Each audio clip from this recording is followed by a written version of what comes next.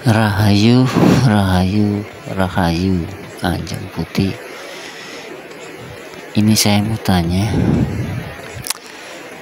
proses Rogo Sukmo dalam apa yang namanya Kanjeng Putih Rogo Sukmo untuk bertemu dengan Kanjeng Ibu Ratu itu bagaimana?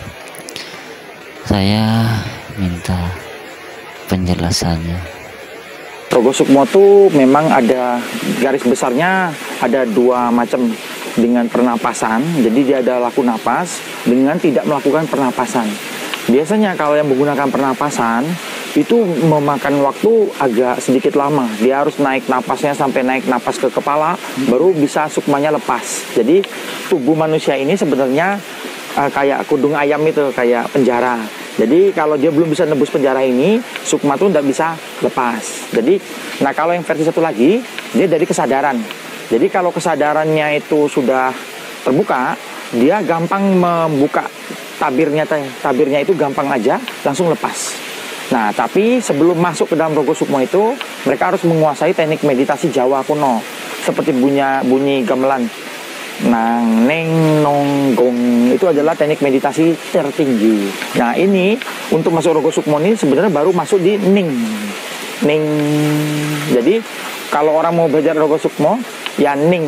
Makanya di Jawa Rogo Sukmo ini ilmu dasar. Jadi kalau mau belajar ilmu Jawa ya harus bisa Rogo Sukmo dulu. Kalau nggak akan bisa menguasai ilmu Jawa yang luar biasa ini. Karena ilmu Jawa itu nggak bisa kalau tanpa bisa sukma keluar, tanpa bisa ngelihat, menguasai ilmu Jawa, nggak bisa.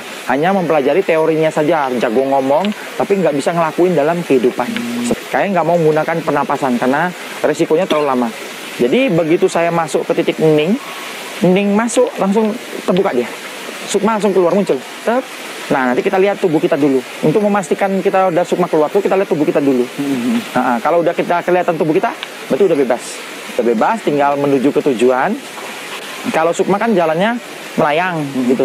Ada juga bisa jalan napak, tapi tidak napak pasti.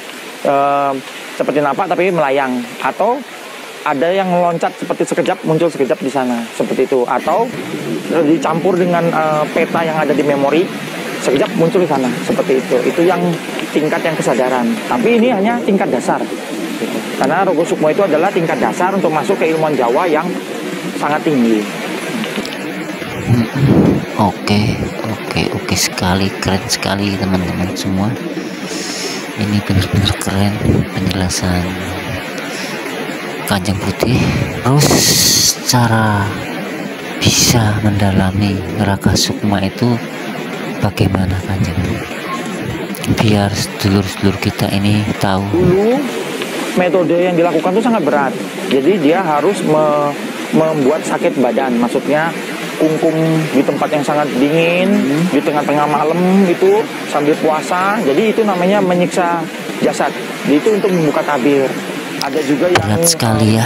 Istilah meditasi radikal di tempat-tempat yang panas, tempat-tempat yang gimana, atau menenangkan diri, puasa tidak makan sama sekali, atau total berapa hari tidak makan sama sekali. Itu yang dulu, zamannya nenek moyang dulu ngajarin. Nah, tapi zaman sekarang udah berkembangnya pengetahuan tentang fisika kuantum.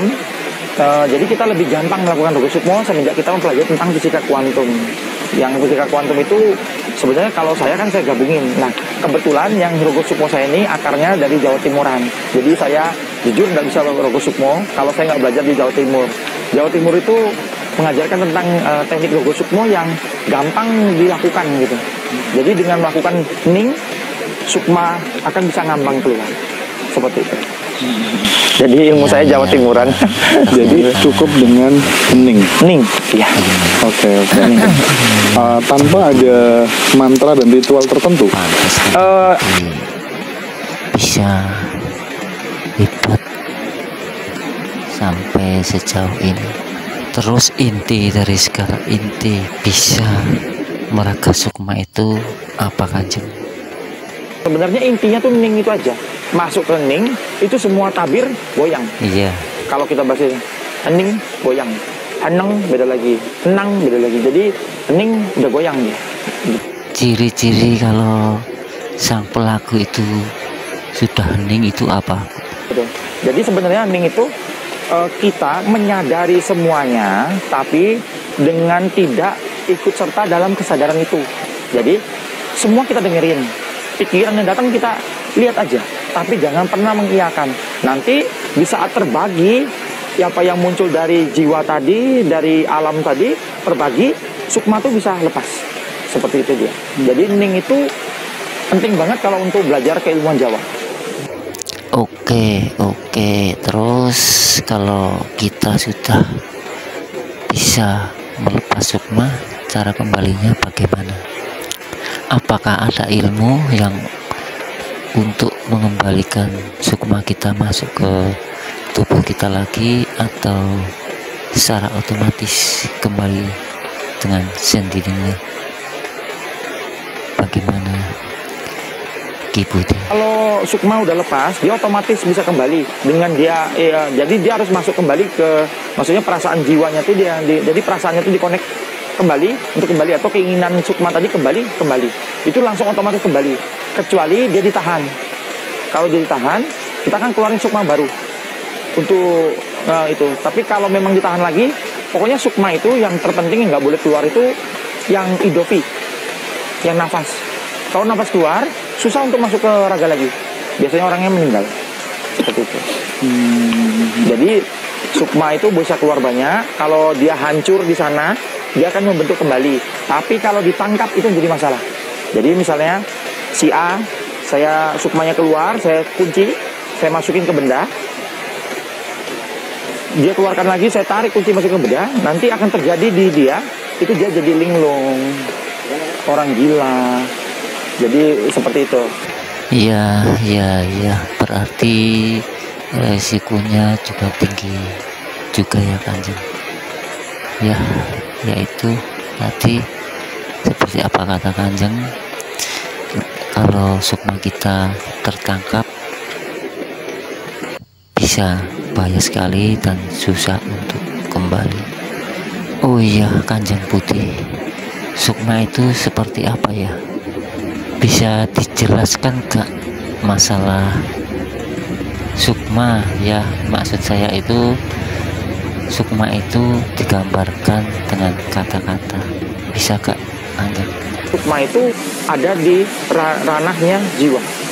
Dia tidak di ranah roh, karena roh itu satu aja, tunggal. Jadi sukma itu yang bisa menjabar jadi berapa. Di kepercayaan Jawa ada macam-macam, ada yang sekian, ada yang 9, ada yang berapa. Tapi itu belum ada bukti tulisan yang merujuk benar-benar nyata dari apa, belum ada. Semua berdasarkan dari guru-guru yang mau bicara Padepokan berbeda. Jadi ini jembatan.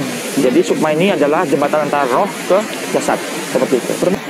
Kanjeng Budi sendiri dalam menjalankan tugas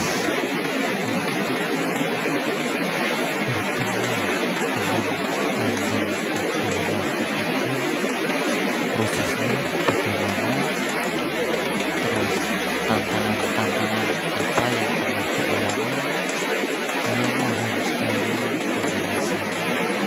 Dan masalah ini jika Kanjeng Budi berkenan mau apa namanya ya, menjelaskannya lah, intinya begitu ya Kanjeng. Tapi kalau tidak berkenan ya tidak apa-apa, karena memang ini apa ya, termasuk pribadi sekali ya. Di saat waktu itu saya menerima tugas, waktu itu ada sesuatu yang tidak bisa saya lakukan, harus dilakukan untuk Labuan Ageng, maksudnya harus keraton yang melakukan dengan acara besar. Tapi orang itu kan tidak mau melakukannya, dia minta saya pribadi. Saya begitu dengar apa yang mau dilabu, dengan saya lihat kotaknya dari kantil kuno, saya udah takut. Karena saya bilang ini jangan-jangan yang tidak boleh dilakukan oleh tanpa tata cara tertentu. Akhirnya beliau karena memaksa teman, saya setujui. Waktu itu saya udah bilang sama di dalam, tolong dijaga sayanya, karena saya agak ragu ini. Lalu kami menyewa tim SAR untuk berenang ke laut, karena kotak kantil itu hanya bisa ditenggelamkan setinggi leher. Kalau peraturan di pantai, kalau udah setinggi leher, kami tidak boleh melabuh sendiri, melarung sendiri. Jadi kami hanya dibatasi batas dengkul. Nah, akhirnya suatu saya Rogo Sukmo, begitu mau keluar, saya masuk ke Katong Kidul. Waktu itu sukma saya tidak tahu kalau ada terjadi suatu ke jasad saya. Waktu itu tetap saya di dalam, berbicara dalam. Nah ini saya dengar cerita dari abdi dalam yang menjaga. Setelah saya masuk kembali, dia bilang saat itu saya udah mulai ngorok, mendengkur. Udah mendengkur itu, terus tubuh tuh udah ngelunglai. Jadi dia pegang. Nah, waktu saya di dalam tuh, saya kan nggak tahu posisi raga ini sebenarnya. Akhirnya dia pukul jantung saya, dipukul. Kanjeng bangun, dipukul. Kanjeng bangun, Kanjeng bangun. Lalu saya dengar suara Kanjeng bangun gitu putarnya itu. Habis itu saya pamit, saya balik sebentar ke sana lagi, masuk kembali. Habis itu begitu saya masuk, saya seperti tidak ada tenaga total. Saya bilang, ternyata saya hampir hidropinya hampir keluar. Saya pikir, wah kenapa seperti ini? Karena saya tanya ibu, saya masuk kembali, saya tanya ibu kenapa gini. Katanya saya melanggar peraturan. Jadi tidak boleh kamu, karena kamu seorang juru kunci dengan Katon, tapi ada sebuah tatanan yang kamu harus lewati. Jadi saya melewati tatanan itu. Jadi itu kenapa terjadi seperti itu. Akhirnya saya minta maaf, karena yang saya berhubungan labu itu adalah berhubungan dengan kekasihnya beliau. Maksudnya berhubungan dengan ngaso dalam yang udah meninggal. Jadi dari situlah saya baru tahu ada batasannya yang nggak bisa. Itu hampir itu. Saya nggak nyadarinya, tapi jasad untungnya abdi dalam saya siaga gitu, udah tahu dia. Jadi biasanya dengkuran Pak, dengkur kok udah ngorok gitu. Itu biasa Bapak pernah nggak menemenin orang kalau mau meninggal? Saya kan sering nemenin orang mau meninggal. Itu biasa ada dengkuran itu, habis itu lepas. Itu yang berbahaya. Itu harus dipukul jantung, dipukul terus jantung, dipanggil nama, di telinga, pukul jantung, panggil nama. Itu baru sukma itu sadar, dia baru balik. Seperti itu. Ya, oke sekali. Terima kasih sekali Kanjeng Budi.